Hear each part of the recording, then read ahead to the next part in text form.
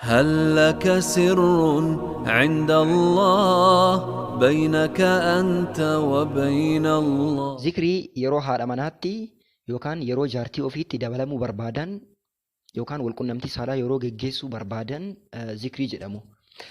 Hadiisa Abdallah ibn Abbaas irraa odeeffame keessatti nabiyyiin keenya sallallahu alaihi wasallam akkana jedhan. Ama inna ahadakum idhaa ataa ahlahu.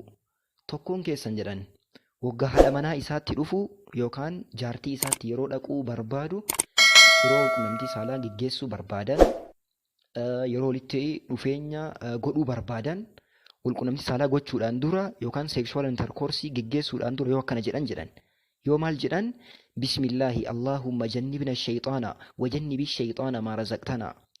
Maqaa rabbiitiin eegala yaa rabbi sheyxaana nurraa fageessi wajannibish sheyxaana maa razaqtana waan nuuf hirte kanallee yaa rabbi sheyxaana irraa fageessi yoo jedhani faruziqaa waladan lam yadurrahu sheyxaanu. Rabbiin yoo ilma isaaniif hire jedhan jara lamaaniif yoo ilma hire ilma kana sheyxaanni isan miidhuu jedhan. Subhaanallah. Gwaaraantii cimaa nabiyyiin sallallahu alaihi wasallam nuu kennanii jechuudha.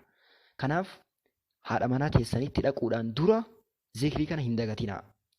Allahumma bismillahi Allahumma jannibna ash-sheyxaana wa jannibish sheyxaana maa razaqtana.